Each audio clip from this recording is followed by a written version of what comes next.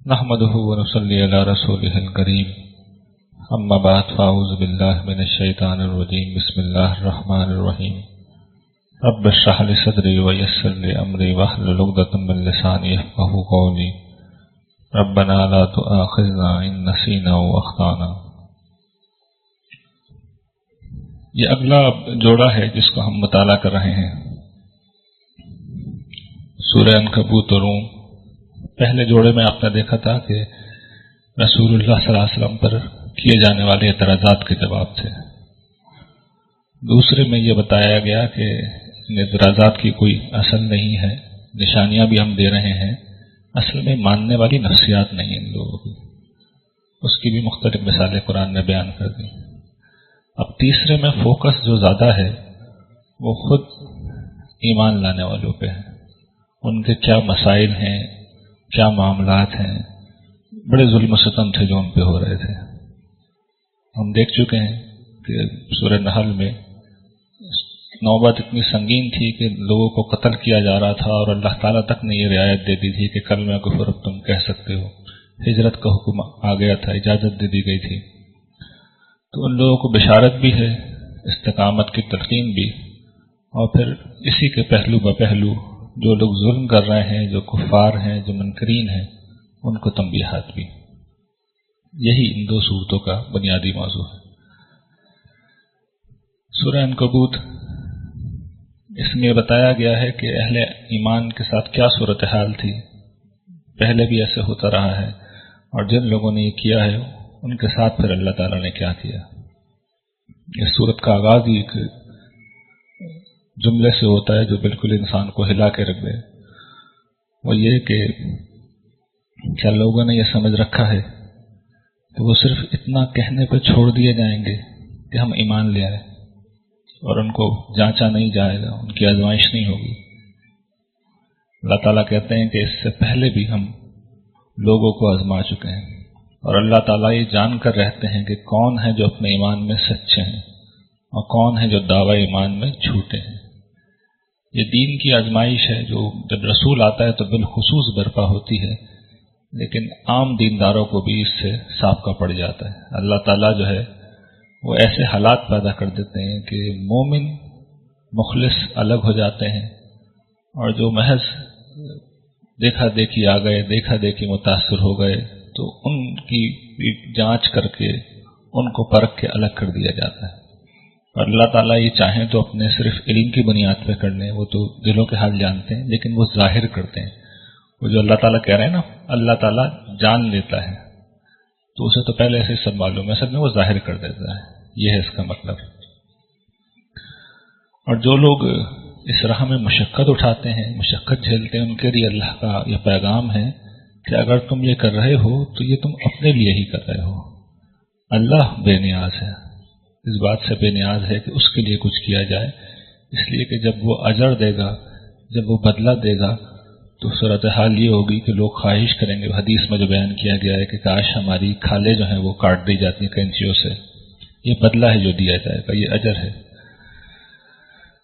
پھر اللہ تعالیٰ یہ فرماتے ہیں جو اس دور کے خاص حالات تھے کہ والدین بچوں کو مجبور کر رہے تھے، رشتہ دار بڑے بزرگ خاندان کے مار پیٹ کر رہے تھے کہ وہ دین حق کو چھوڑ کر یہ نوجوان جو ایمان لائے ہیں، اور عام طور پر پہل نوجوانی کرتے ہیں، اس کو چھوڑ دیں اور شرک کو قبول کر لیں۔ تو اللہ تعالیٰ کہتے ہیں کہ ہم نے انسان کو اپنے والدین سے حسن سلوک کی نصیحت کی ہے، لیکن اگر وہ شرک پہ مجبور کریں، اور شرک وہ چیز ہے اللہ تعالیٰ کہتے ہیں جس کا تمہیں کوئی علم نہیں ہے، اس کی کوئی علمی اساس نہیں۔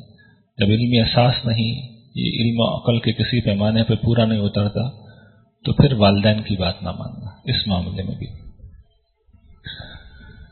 پھر ایک اور گروہ ہے جس کا ذکر آ رہا ہے، یہ وہ لوگ ہیں، عام طور پہ آپ لوگ یہ خیال کرتے ہوں گے کہ منافقین صرف مدینے میں ہی تھے، لیکن منافقت کی سوچ جو ہے وہ ایک گلوبل سوچ ہے، تو یہ مکے میں بھی موجود تھی۔ سورہ حج میں بھی میں نے اشارہ کیا تھا، وہاں پہ اللہ تعالیٰ نے بتایا تھا کہ کچھ لوگ ہوتے ہیں جو ایک کنارے پہ رہ کے اللہ کی بندگی کرتے ہیں، جب تک سب اچھا ہے تب تک تو بندے ہیں، جہاں ذرا بھی برائی آئی تو بندگی چھوڑ دی۔ تو پھر اسی سوچ کی طرف اشارہ ہے، کیونکہ اس دور میں بھی کچھ لوگ ایمان تو لے آئے تھے، لیکن جب تکلیفیں ہوتی تھیں، مصائب سامنے آتے تھے، ظلم ہوتا تھا، تو اب اللہ تعالیٰ تبصرہ کر رہے ہیں کہ کیا ہوتا تھا۔ کہتے ہیں کہ انسانوں میں سے کچھ لوگ ایسے ہیں جو یہ کہتے ہیں کہ ہم اللہ پہ ایمان لے آئے، لیکن راہ خدا میں جب انہیں ستایا جاتا ہے تو انسانوں کی ڈالی ہوئی آزمائش کو وہ اللہ کے عذاب کی طرح سمجھتے ہیں، اور اگر اللہ کی طرف سے کوئی مدد نصرت آ جائے تو یہی لوگ ہوں گے جو کہیں گے کہ ہم تو تمہارے ساتھ تھے۔ تو اللہ تعالیٰ کہتے ہیں کہ وہ تو دلوں کے حال جاننے والے، سارے جہانے والوں کے دلوں میں جو کچھ ہے اللہ اس سے واقف ہے۔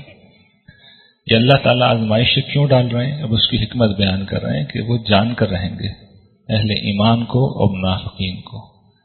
عام زندگی میں بھی یہ بات یاد رکھیے گا کہ جیسے ہی ہم اللہ کی طرف بڑھنا شروع کرتے ہیں تو کچھ نہ کچھ مشکلات پیش آتی ہیں، اور خاص طور پر جو مطالبات میں آپ کے سامنے بار بار قرآن کے حوالے سے رکھ رہا ہوں۔ ایک تو ہوتا ہے نا کہ کوئی دوسرے قسم کے مطالبات جو سوسائٹی میں، وہ تو آپ اختیار کرنے ایک دفعہ جان چھوڑی جائے گی۔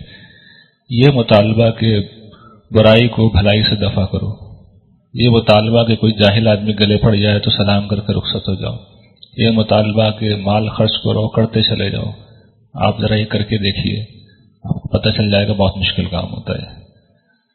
تو اللہ تعالیٰ تو یہ مطالبات کرتے ہیں، پھر زندگی میں آزمائشیں آتی ہیں، بیماری آ جاتی ہے، تنگی آ گئی، پریشانی آ گئی۔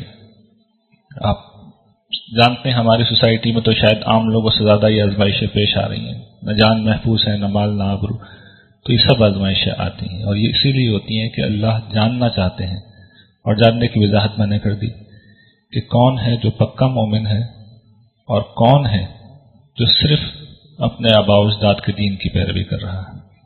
پھر ایک اور رویہ ہے جس کی طرف قرآن نے توجہ دلائی ہے کہ یہ جو کفار تھے جب اپنے نوجوانوں پہ ظلم کرتے تھے تو انہیں سمجھاتے بھی تھے بڑی محبت سے، اور یہ کہتے تھے کہ دیکھو تم ہمارا دین اختیار کر لو، تمہیں گناہ ہوگا نا تو قیامت کے دن تمہارے بوجھ ہم اٹھائیں گے، تم بے فکر رہو۔ تو یہ اللہ تعالیٰ نے اس پر تنبیہ کی ہے کہ یہ جھوٹے ہیں، یہ ان کے بوجھ نہیں اٹھا سکتے، یہ اپنا بوجھ بھی اٹھائیں گے قیامت کے دن اور دوسروں کا بوجھ بھی اٹھائیں گے، اور جو کچھ یہ کہہ رہے ہیں اللہ تعالیٰ ان سے پوچھے گا۔ پھر تاریخ رسول کی روشنی میں اللہ تعالیٰ وضاحت کرتے ہیں کہ یہ سب کچھ پہلے بھی ہوتا رہا ہے، یہ آج پہلی دفعہ نہیں ہوا، اور حضرت نوح کے حوالے سے تو اللہ تعالیٰ یہ واضح کر رہے ہیں کہ وہ 950 برس تک اس قوم میں رہے۔ ہم نے اللہ تعالیٰ کہتے ہیں نوح کو اس کی قوم کی طرف بھیجا اور وہ اس میں 950 برس تک رہے۔ 950 برس تک لوگوں کی طرف سے اسی رد عمل کا انہیں سامنا رہا، لیکن سب برداشت کیا، آخر کار طوفان آیا اور کفار کو ہلاک کر دیا گیا۔ یہی کچھ حضرت ابراہیم کے ساتھ ہوا، انہیں اپنے نوح علیہ السلام کے بیٹا ان کے مخالف، بیوی ان کے خلاف، ابراہیم علیہ السلام کے باپ ان کے خلاف، قوم پوری ان کے خلاف۔ قرآن ان واقعات کو بیان کر رہا ہے کہ کس طرح انہیں قتل کرنے کا فیصلہ ہوا، جلانے کا فیصلہ ہوا، مگر اللہ نے انہیں نجات دی آگ سے۔ اور پھر کہتے ہیں کہ اس میں بڑی نشانی ہے مومنوں کے لیے، یعنی وہ تسلی دے رہے ہیں کہ تم جمے رہو، ڈٹے رہو، آخر میں ہم تمہیں بچا لیں گے۔ اور یہی اصل میں تسلی ہے جو ایمان والوں کا سرمایہ ہے۔ یہی کچھ لوط علیہ السلام کے ساتھ ہوا، آخر کار فرشتے آئے اور انہوں نے یہ سنا دیا اپنا فیصلہ کہ اس بستی والوں پر آسمان سے عذاب نازل کریں گے ان کے گناہوں کی پاداش میں، اور یہ آج بھی موجود ہے ایک نشانی کے طور پہ۔ یہی کچھ شعیب علیہ السلام کے ساتھ ہوا، قوم عاد، قوم سمود، ان سب کا ایک ہی معاملہ تھا، شیطان نے ان کی بدعمالیوں کو ان کے لیے خوبصورت بنا دیا تھا، تو وہ لوگوں کو اللہ کے راستے سے روکتے تھے، حالانکہ سب کچھ ان پہ واضح تھا، حقیقت سے وہ باخبر تھے۔ یہی کچھ قارون نے کیا، فرعون نے کیا، حامان نے کیا۔ تو اللہ تعالیٰ کہہ رہے ہیں کہ ہم نے ان سب کو پکڑا ان کے گناہوں کی پاداش میں، کسی پہ پتھراؤ والی ہوا بھیجی، کسی کو ایک زوردار کڑک نے آ لیا، کسی کو زمین میں دھسا دیا، کچھ کو غرق کر دیا۔ یہ مختلف اقوام ہیں جن کے ساتھ یہ معاملہ ہوا۔ تو اللہ تعالیٰ فرماتے ہیں کہ اللہ نے ان پہ کوئی ظلم نہیں کیا، یہ اپنے آپ پہ خود ظلم کرنے والے تھے۔ یہ ایک بحث تھی جو پوری ہوئی۔ دوسرا خطبہ، اس میں بتایا جا رہا ہے کہ مشرکین جس عقیدے پہ کھڑے ہیں وہ کتنا کمزور ہے، اور انہیں پھر تنبیہات کی گئی ہیں اور بتایا گیا ہے کہ اہل ایمان ہی آخر میں غلبہ پائیں گے۔ اللہ تعالیٰ اب ایک اور مثال بیان کر رہے ہیں شرک کی، اچھا، جس چیز پہ لوگوں نے سب سے زیادہ اعتراض کیا تھا، قرآن میں حقیر چیزوں کا ذکر ہے، ایک تو مکھی تھی، دوسری مکڑی، لیکن سچی بات یہ ہے قرآن کی سب سے خوبصورت تمثیلیں یہی دو ہیں۔ مکھی والی تو آپ کو یاد ہوگی کہ جتنے بھی تمہارے بت اور معبود ہیں یہ سب مل کے بھی ایک مکھی نہیں بنا سکتی، اور مکھی ان سے کوئی چھین کے بھی لے جائے، ایک مٹھائی کا ایک دانہ بھی ان سے اٹھا کے لے جائے، جو نذرانے تم چڑھاتے ہو، تو اس سے نہیں چھین سکتے، واپس نہیں لے سکتے۔ اب دوسری مثال میں مکڑی کا ذکر ہے، عنکبوت مکڑی کو کہتے ہیں۔ اللہ تعالیٰ فرماتے ہیں جن لوگوں نے اللہ کے سوا دوسرے کارساز بنا رکھے ہیں ان کی مثال مکڑی کی سی ہے۔ وہ ایک گھر بناتی ہے اور پھر وہ کہتے ہیں کہ سب سے کمزور گھر مکڑی کا گھر ہوتا ہے۔ کاش یہ لوگ جانتے۔ مکڑی اگر آپ نے دیکھی اس کا جالا تو وہ بڑا خوبصورت ہوتا ہے، لیکن ایک معمولی سی ضرب بھی نہیں سہ سکتا وہ، اور بڑی محنت اور جدوجہد سے وہ بناتی ہے۔ تو جو لوگ اللہ کو چھوڑ کے غیر اللہ کو پکارتے ہیں، ان کو معبود سمجھتے ہیں، ان کو اپنی مشکلات کو حل کرنے والا اور اپنی مدد کا مرکز سمجھتے ہیں، تو انہیں جان لینا چاہیے کہ وہ اصل میں مکڑی کے جالے کے اندر پناہ لیے ہوئے۔ ایک آندھی آئے گی، ایک پتھر آ کے گرے گا، ایک دیوار اوپر سے گرے گی، معمولی سی ضرب و مار بھی نہیں سہ سکتے۔ تو اللہ تعالیٰ کہہ رہے ہیں کہ ہم تو اپنی مثالیں بیان کرتے ہیں انسانوں کے لیے، لیکن لوگ سمجھتے نہیں ہیں۔ پھر رسول اللہ صلی اللہ علیہ وسلم کو حکم ہے کہ آپ پہ جو وحی ہو رہی ہے اس کو آپ لوگوں کو سناتے رہیے، جو کتاب میں سے ہم آپ پہ وحی کر رہے ہیں، اور نماز قائم کیجیے، کیونکہ نماز فحش اور منکر سے روکتی ہے۔ یہ قرآن کریم کی ان آیات میں سے جس پہ بڑی تفصیل لوگ کرتے ہیں، صفحات در صفحات بلکہ کتابیں لکھی جاتی ہیں، اس لیے کہ نماز سب پڑھتے ہیں اور کسی کی نماز اس کو فحش اور بے حیائی سے اور منکرات سے نہیں روکتی، اس لیے سارے علماء کرام کو بڑی تفصیل کرنی پڑتی ہے بتانے کے لیے۔ حالانکہ میں ہمیشہ توجہ دلاتا ہوں کہ ذرا اگلا جملہ پڑھ لیجیے، اللہ تعالیٰ نے خود بتا دیا کہ مسئلہ کیا ہے۔ اصل بات یہ ہے کہ اللہ کا ذکر ہے جو سب سے بڑی چیز ہے۔ آپ کو یاد ہوگا حضرت موسیٰ کو جب اللہ نے بلایا تھا، گفتگو کی تھی سورہ طٰہٰ میں، تو وہاں کہا تھا کہ الصلاۃ للذکری، نماز قائم کرنا میری یاد کے لیے۔ نماز اللہ کا ذکر ہے۔ نماز میں جب اللہ کی یاد ہی نہیں ہے تو پھر وہ کسی فحش سے نہیں روک سکتی، کسی منکر سے نہیں روک سکتی۔ یہ بنیادی شرط ہے۔ نماز اصل میں اللہ تعالیٰ کی یاد کا نام ہے۔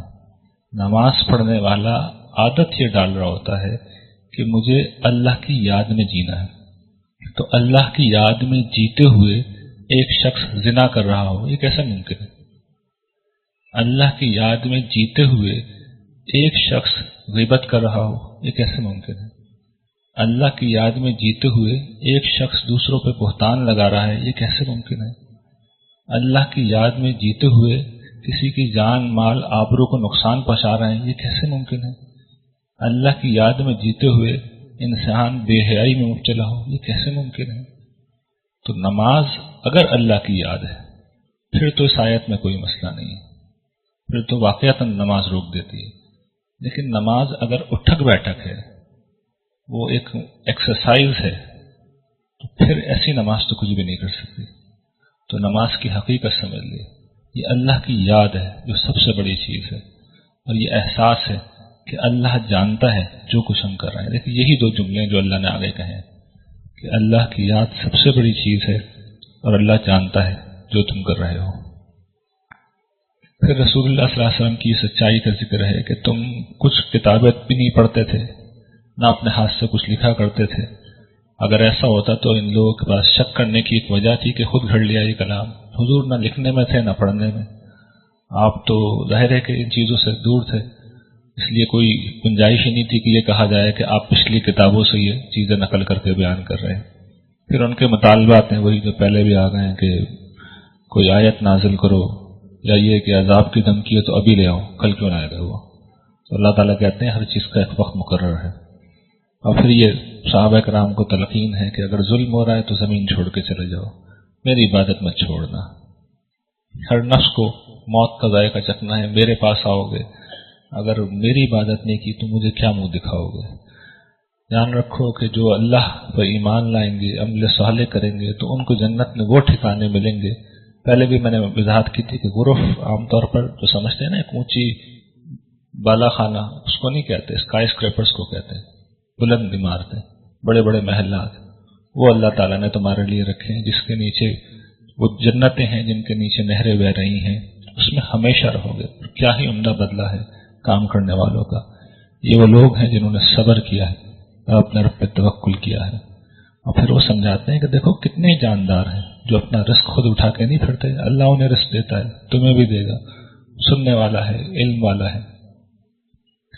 پھر قریش کا ایک اور اعتراض کے بلکہ قریش کو توجہ دلا رہے ہیں اللہ تعالیٰ کہ یہ دیکھتے نہیں ہیں کہ ہم نے ان کے لیے کتنی بڑی نشانی ہے کہ حرم کے ارد گرد ہر جگہ لوٹ مار ہو رہی ہے، اہل حرم محفوظ ہیں اور انسان اس کے ارد گرد امن سے محروم ہے۔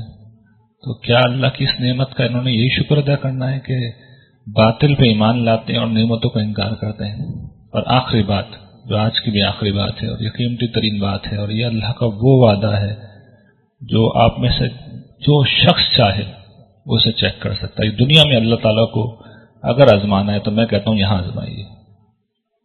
اللہ تعالیٰ یہ کہتے ہیں کہ جو لوگ ہماری راہ میں جد و جہد کریں گے ہم لازماً اپنی راہ انہیں دکھائیں گے، اور اللہ تعالیٰ نیکوکاروں کے ساتھ ہے، یقیناً نیکوکاروں کے ساتھ ہے۔ ایک دفعہ آپ یہ صدق کے دل سے فیصلہ کر لیں کہ اللہ کی سمت چلنا ہے اور اللہ کے راستے پہ چلنا ہے، اور ساتھ میں اس کی دوسری شرط بھی یہ ہے کہ جب کبھی سچائی آئے گی تو وہ جو پیچھے 5-6 قسم کی نفسیاتیں گزری ہیں نا، وہ کوئی نفسیات کھڑی نہیں ہوگی، میرے عقیدے کے خلاف ہوگا، میرے نظریات کے خلاف ہوگا، میرے اسٹیٹس کے خلاف ہوگا، میرے پس منظر کے خلاف ہوگا، میں مانوں گا۔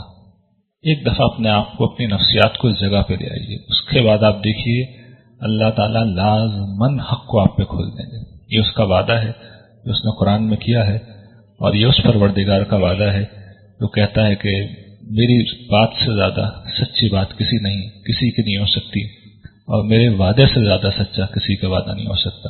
وآخر دعوانا الحمدللہ رب العالمین۔